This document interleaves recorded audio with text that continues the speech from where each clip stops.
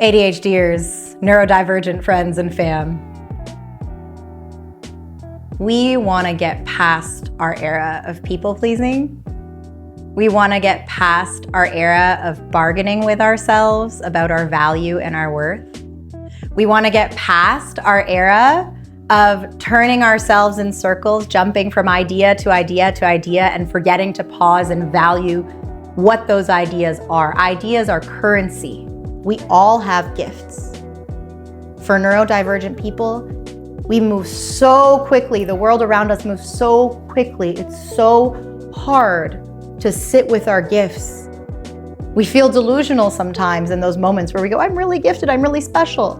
Because oftentimes we haven't found a way to have those gifts materialize themselves to societal standards of what success looks like. We're not making a ton of money yet off of those gifts, or we haven't gotten XYZ accolades off of that gift. But just because of that, it doesn't mean the gift isn't there. The path to the money and to the accolades and to whatever it is that you desire within your gifts comes from your own awareness of and advocacy for those gifts within yourself first, and then to others second. People don't realize there's a step that comes before advocating for yourself, and that's that you can't advocate yourself without awareness, without a level of awareness of who you are, what your strengths are, what your weaknesses are, and also awareness of the space around you. Meaning, how can I serve the space around me the best that I can? And how can the space around me serve me the best? We live in this really individualistic society where we're always just thinking about ourselves. And it's not a bad thing. We should take care of ourselves, we should feed ourselves, we should nurture ourselves, and of course, everyone has bills to pay, everyone has something they're trying to achieve and accomplish, maybe something they're trying to prove to themselves or to the people around them. But where we tend to go wrong is that we spend so much time in our bubble thinking about ourselves that we forget to tap into what are the gifts that I have to offer to a space? What is my value that I have to offer to a space? And then what spaces can I be in that also have value to offer me in exchange? Because rather than just serving your own vision, you want to be serving a collective vision that exists within the community of the space that you've carefully and intentionally curated to serve that collective vision and mission. The point is, you don't have to do everything on your own. And sometimes, most of the time, especially as neurodivergent people, we get in these cycles in our minds. We go in these just constant, very, very rapidly rotating circles. Okay, I want to do this. Then we start going this way, and then we're like, okay, but I should go this way, and then I should go this way. And it's I. And it's okay to start a sentence with I. But what you need to do is, after the first time you say I, and you set an intention for what it is that you desire and what it is that you want to do, you gotta pause. You have to give yourself time to then do the process that I mentioned for that intention and desire, which is, okay, assess what are my strengths? What value do I have inherently and around me to be able to achieve that desire or that goal? Great, you have that list. The next one is, where do I fall short? Now, this isn't like a where do I fall short with shame kind of thing. This is a where do I fall short in that what are the gaps I need to fill? Everybody has them. For example, I want to shoot these videos. I want to make this content. I want to inspire neurodivergent people. and young women like myself who have gone in these loops and cycles over and over and over and over again, to pause, to assess, to be able to approach their goals and their life with a level of awareness and intentionality. Now, when I assess that, okay, what are my gifts? I'm a great speaker, a confident speaker. I'm brilliant at articulating stuff. I can look a person or a camera in the eye and I can excite them and I can inspire them. And I can organize ideas on the fly. That's an incredible gift. Okay, what are some of my weaknesses? Are they things I can learn? Or are they things that I need to tap other people for? So, for example, I'm not great at operating a camera and framing and lighting and all those things. Once I know that, and I know that that's a need I need to fill, I have two options. I can tap somebody, say, hey, you're really great with a camera, Anthony Bryce Graham. Shout out to him, he shoots all my content. Could you help me out? And this is what we're gonna work out for that. Or if I don't have the resources for that, or I can't find somebody who sees my vision and my mission and wants to support that, then okay, I'm gonna have to allot dedicated time and energy to filling that gap myself by learning. Going on YouTube or on TikTok or whatever it is, finding what type of camera is best for this, what type of lighting is best for this, and it doesn't have to be complicated. Low threshold learning. It's available everywhere on the internet. So you can either tap other people or you can tap yourself to fill that gap using the learning and the resources that are available to you, right? Okay, next step is, this is my intention, this is my desire. I know the strengths I have to fulfill this. I know the gaps that I need to fill. Then you start putting it into action. Once you feel confident and comfortable, you've filled some of those gaps and that you understand what your strengths are. You've built up what you need to get started. And then without overthinking it, you just start. This is something neurodivergent people, we get in this cycle again and again. And before we've even given ourselves the chance to just start and execute that idea and see if it's coming to life in a way that excites us, we're already on to the next idea.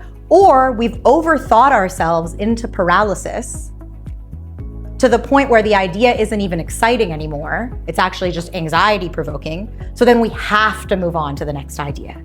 This is probably my 7th attempt at coming to camera and building something that adds value to people.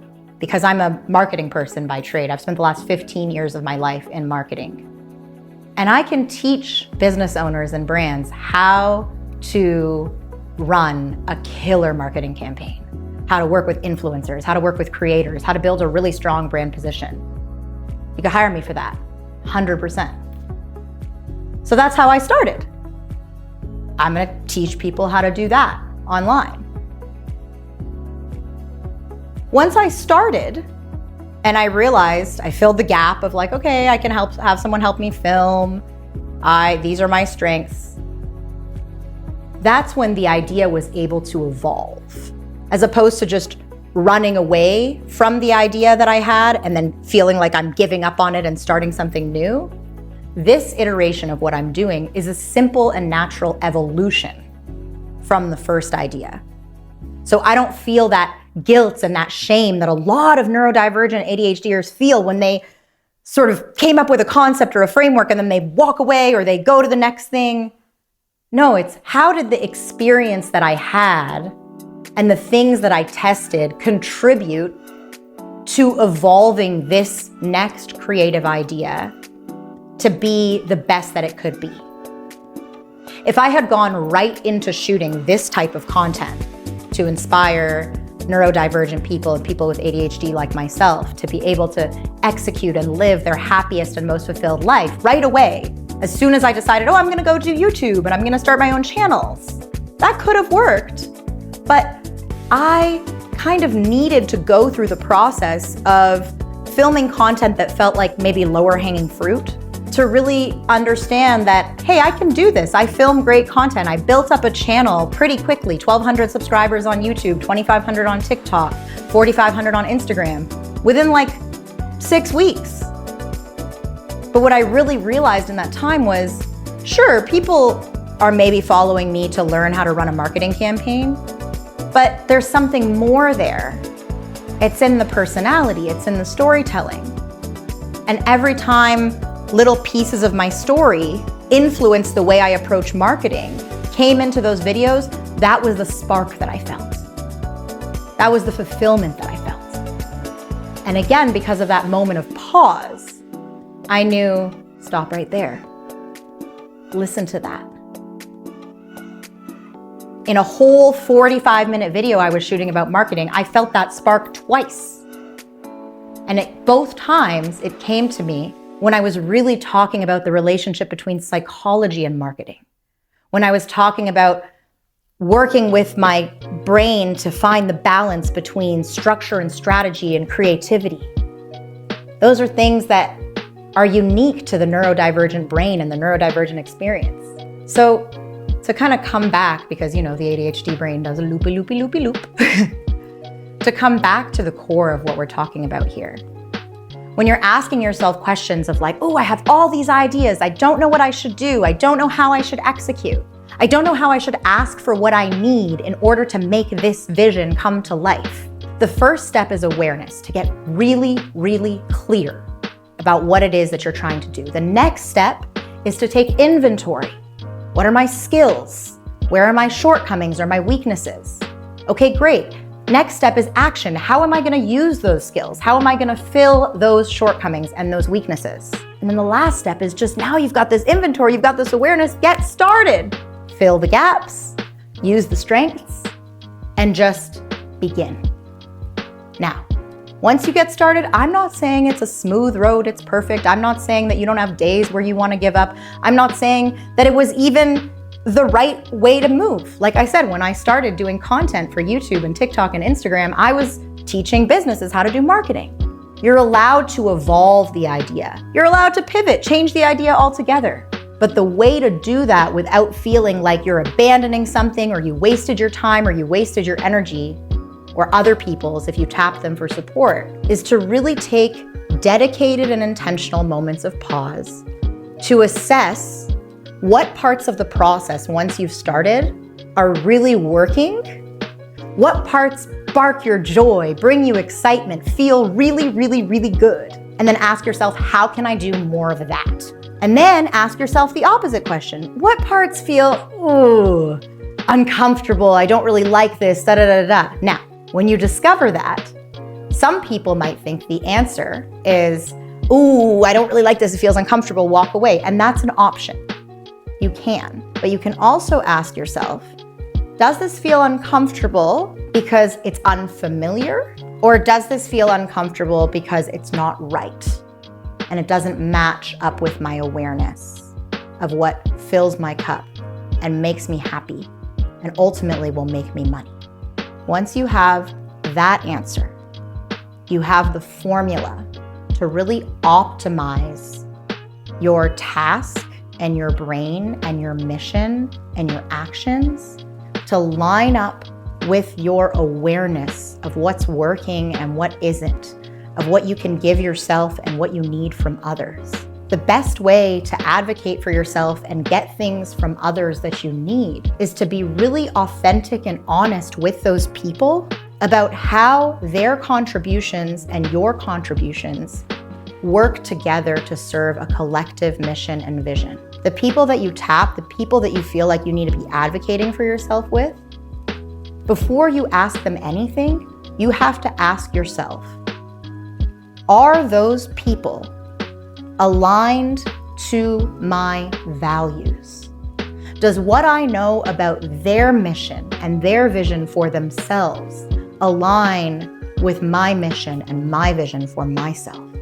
It makes advocating for yourself so much easier because you already have this embedded awareness and understanding of who the other person is and what they're trying to accomplish, how they serve your vision, but how you also serve theirs, because there's an alignment and there's a similarity in what you're trying to do. Of course, when you go talk to that person, you need to give them a chance to also advocate for themselves.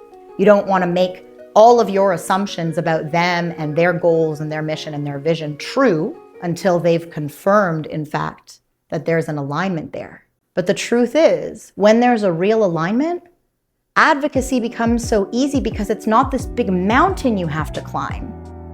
You don't have to feel like, oh, I'm pushing this person, or I'm not going to please them, or I'm going to disappoint them, or they're not going to be around me, because you've already done the work of assessing whether or not they fit into the picture and you fit into theirs. At that point, there's a mutual respect for how you're serving each other. And I say this from a place of experience, because you are talking to a very seriously recovering people pleaser. It's very common with neurodivergent people.